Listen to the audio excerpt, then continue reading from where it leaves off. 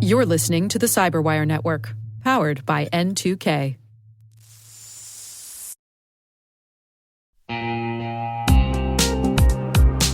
If securing your network feels harder than it should be, you're not imagining it. Modern businesses need strong protection, but they don't always have the time, staff, or patience for complex setups. That's where NordLayer comes in. NordLayer is a toggle-ready network security platform built for businesses. It brings VPN, access control, and threat protection together in one place.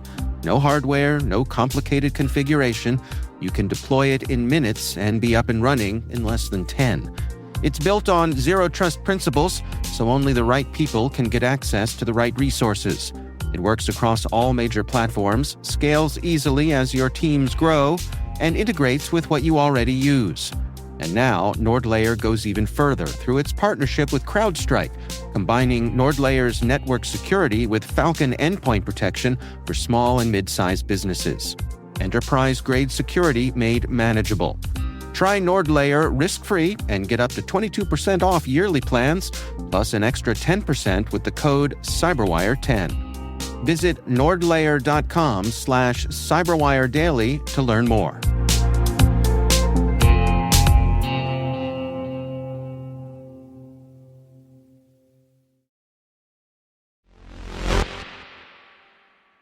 Today is January 29th, 2026. I'm Maria Varmazis, and this is T-Minus. T-Minus. 20 seconds to LOS egress. Go for deploy. Roger, roll.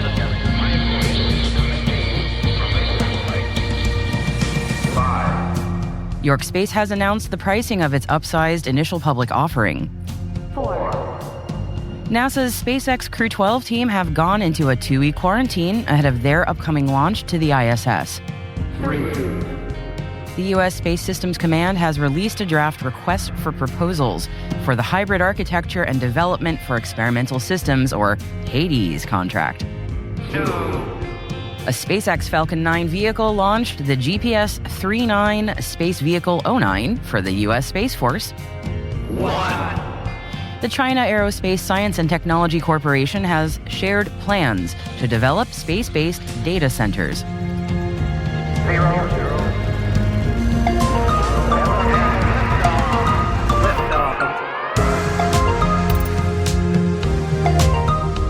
And later in today's program, we are going to be talking to Brian Miske, who is America's space leader for KPMG. Brian is delivering a keynote address today, actually, at SpaceCom about how all companies will eventually become space companies and how to prepare them for that transition. Find out more after today's headlines.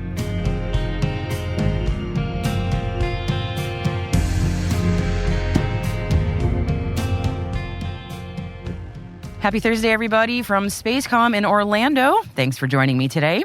And let's dive into today's Intel briefing. First up, the China Aerospace Science and Technology Corporation, known as CASC, has shared plans to develop space-based data centers.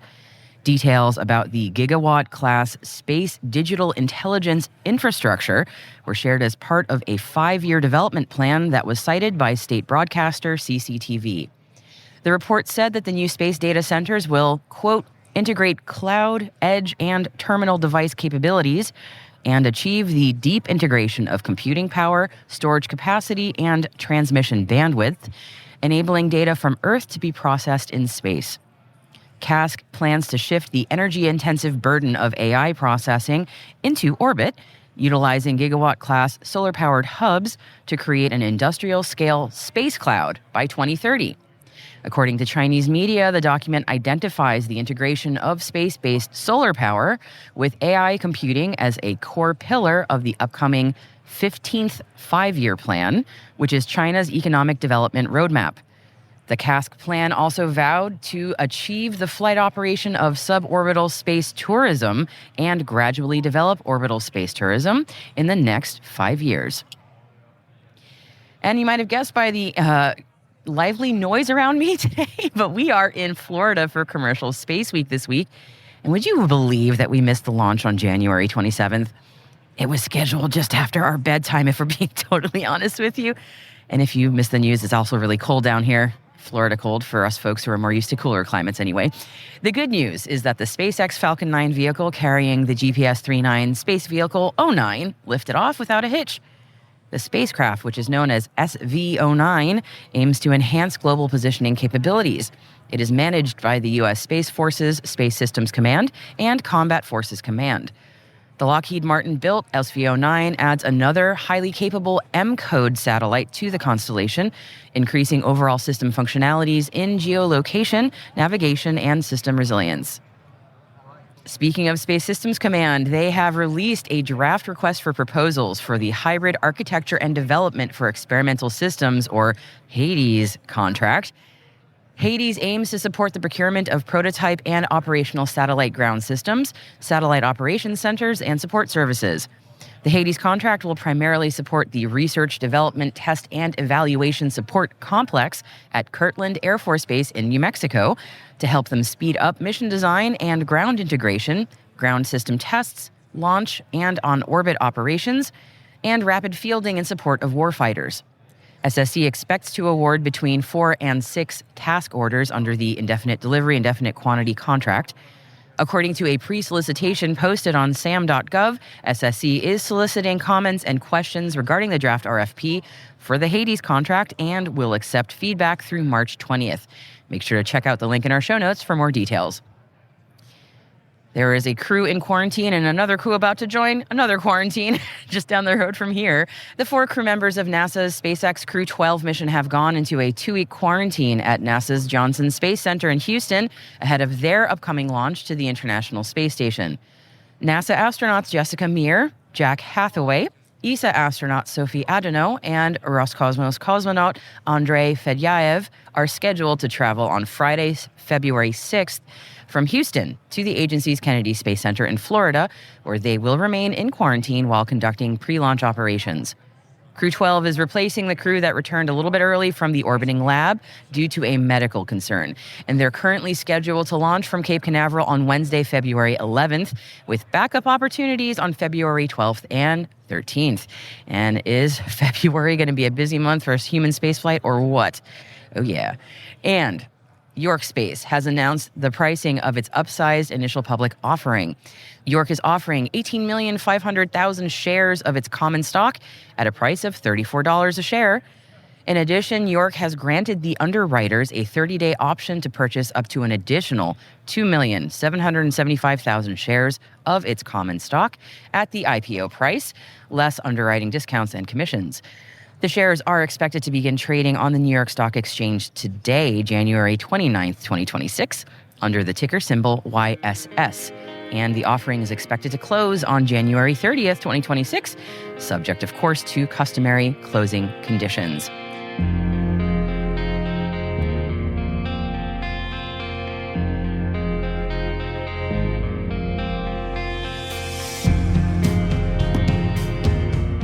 That, my friends, wraps up today's Intel briefing for you. A reminder that you can always read more about all of the stories that I've mentioned throughout today's episode by visiting the links in the show notes. And listeners, we'd love to know if today's interview topic is something that you'd like to hear more about on our show. Please drop us an email at space@n2k.com if you do. And if you happen to have an idea or suggestion or just a wish list of someone you would like us to speak to, let us know that as well. We are always interested in hearing from you.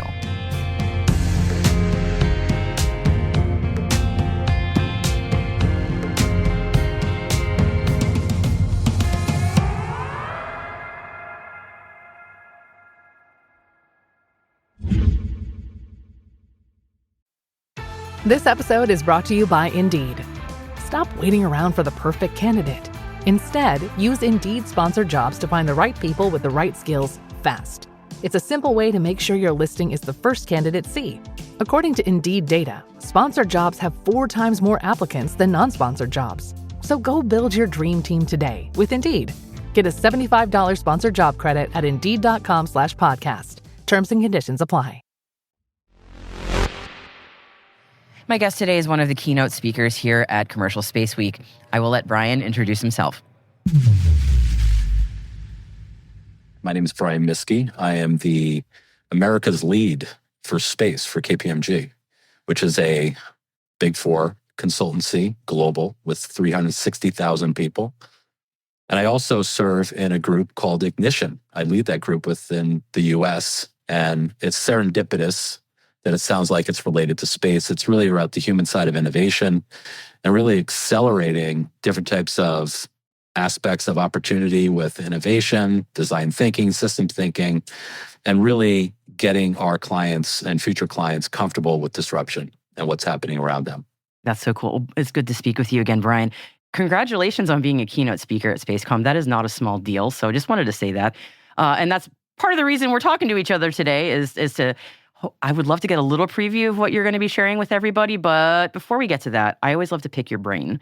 And I really want to know what you're excited about space industry-wise right now. What's really interesting is that, space is becoming the next digital infrastructure for the world.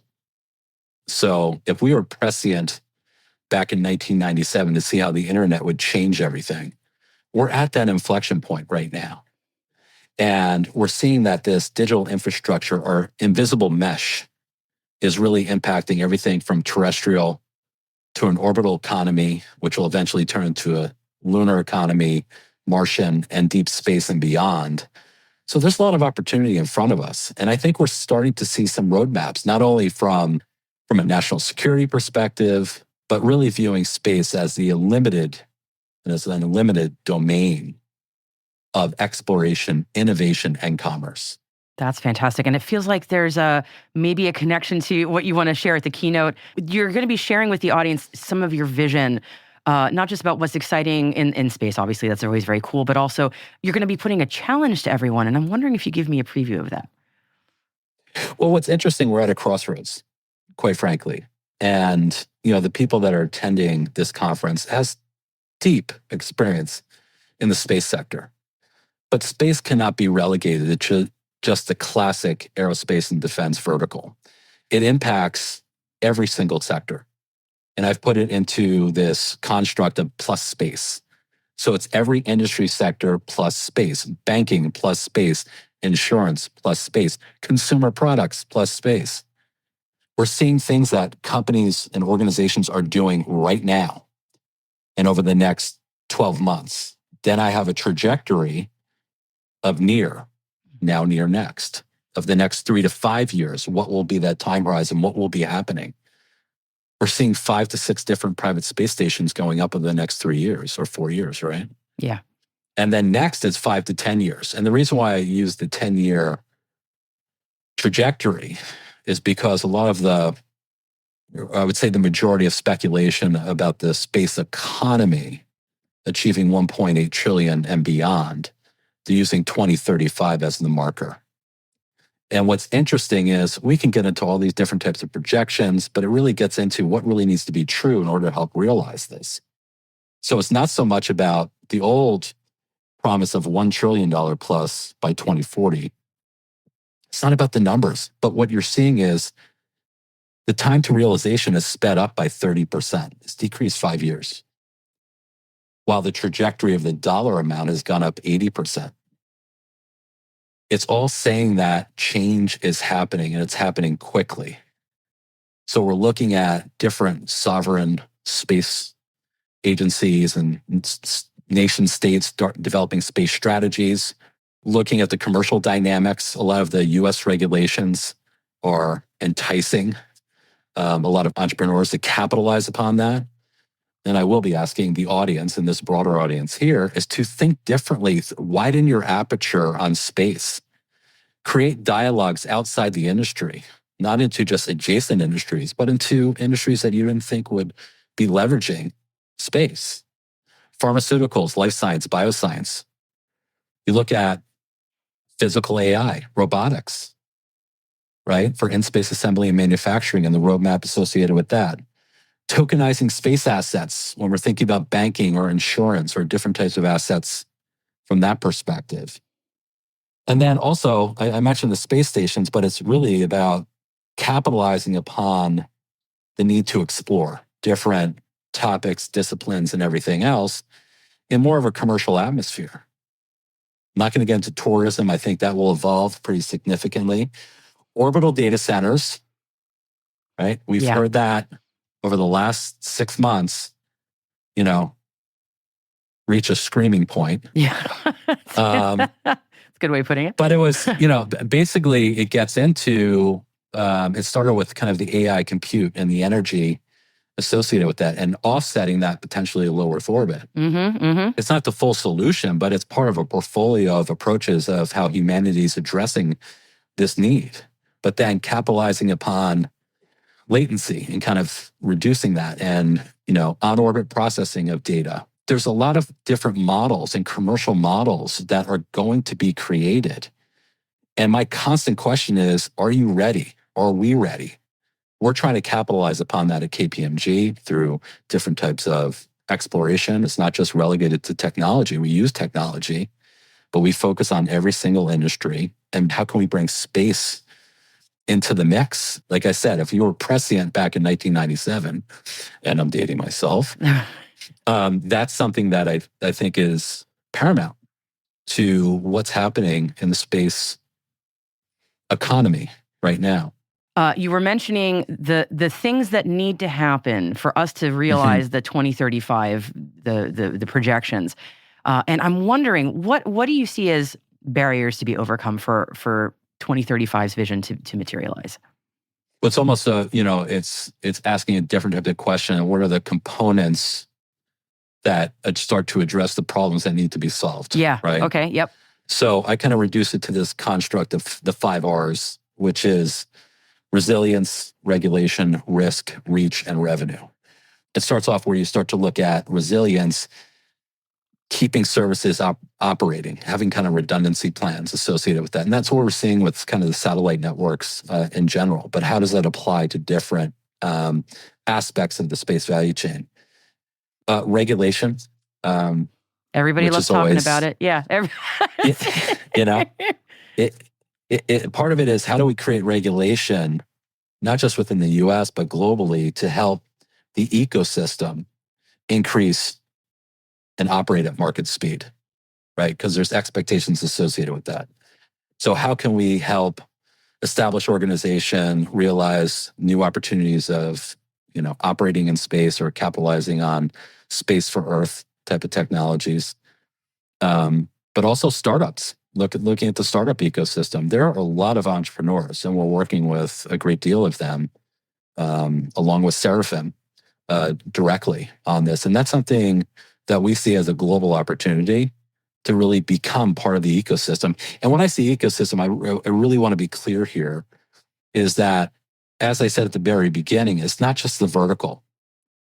The aerospace primes that play a very specific role, they have different space divisions, and they all work in harmony with a lot of the different things associated with national security, which is important. But now we see dual use coming into play, right? So that's a combination of how do we leverage some of the things that we're doing for national security and commercialize that across multiple industries that plays directly into plus space. But we also see academia. We see civil agencies beyond NASA leveraging space assets. There's startups, private equity, venture capital, and the Fortune 1000 and beyond. Back in 1997, we said that everyone is going to need an internet strategy, and people pushed that off or gave a specific level of eye roll. Everyone will need a strategy for how they're going to leverage space, right? Mm-hmm. And how do you execute upon that? Some of the bigger things associated with that, when I said resilience, regulation, risk, reach, and revenue. Reach and revenue, we kind of understand. But risk has always been a challenge, right? Because the narrative around space is hard. Oh yeah, that's the phrase that we bandy about all the time. Yeah. Mm-hmm. And space is hard. But the key thing here, which is really important, is to widen that aperture to understand, can I use risk as an asset? Can I look at the social, technological, economic, environmental, political, geopolitical, and health, some of those signals in the market to help leverage risk as an asset, becoming more intimate with the interdependencies associated with these risks. So not all of them are equal. right? So you have to balance that out. So yes, while space is hard, I think we need to change the narrative to be more ambitious, more aspirational.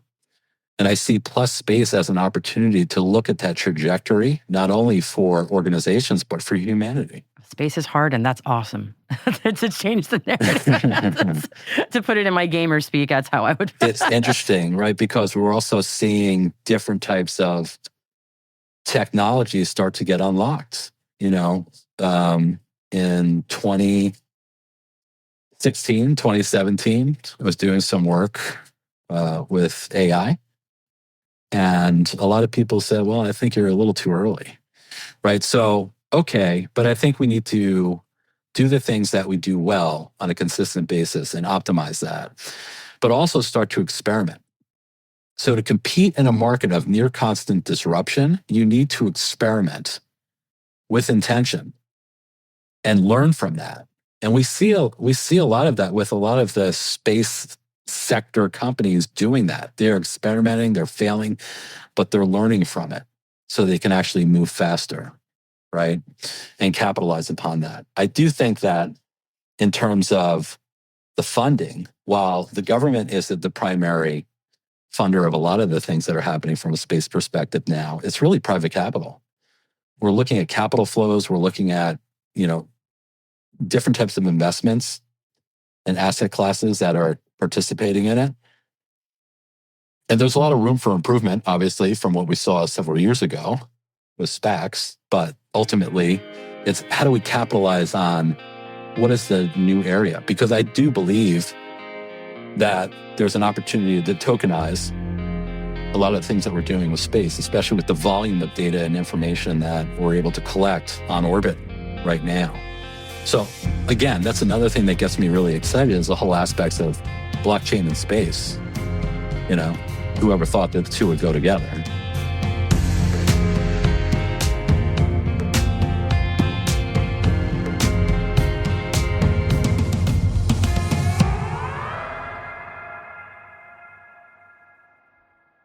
We'll be right back.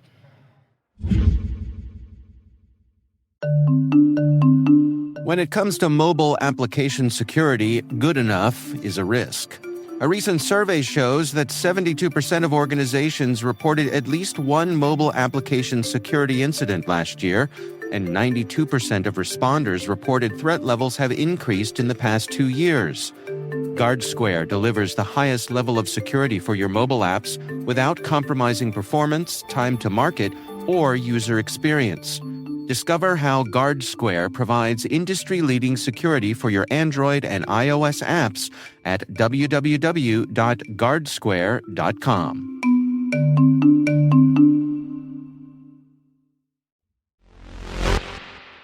Welcome back.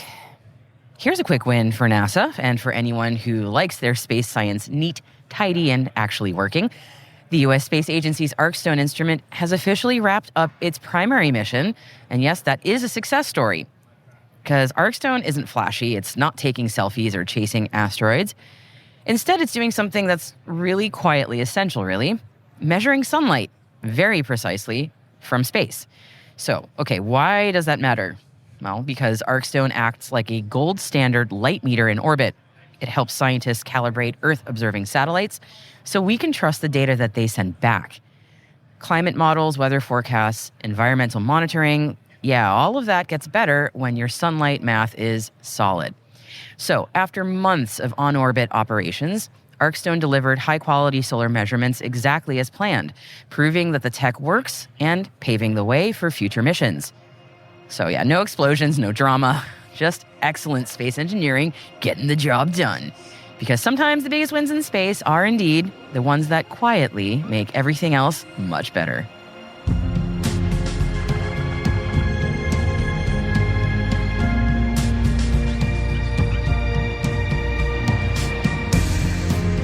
And that, my friends, is T-Minus, brought to you by N2K Cyberwire.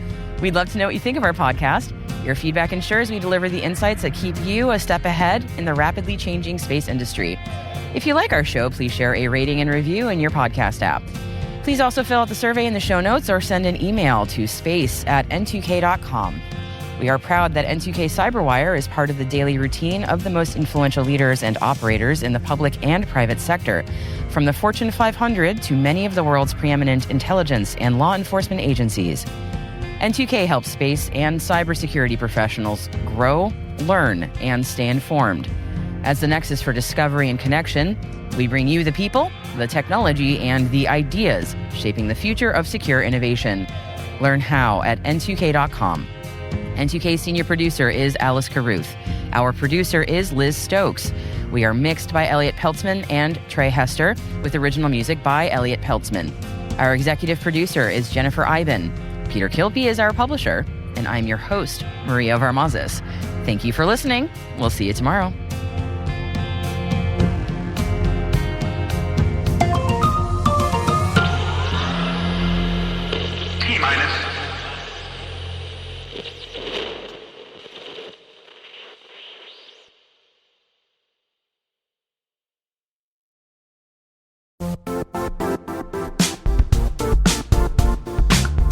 If you only attend one cybersecurity conference this year, make it RSAC 2026. It's happening March 23rd through the 26th in San Francisco, bringing together the global security community for 4 days of expert insights, hands-on learning, and real innovation. I'll say this plainly, I never miss this conference. The ideas and conversations stay with me all year. Join thousands of practitioners and leaders tackling today's toughest challenges and shaping what comes next. Register today at rsaconference.com/cyberwire26. I'll see you in San Francisco.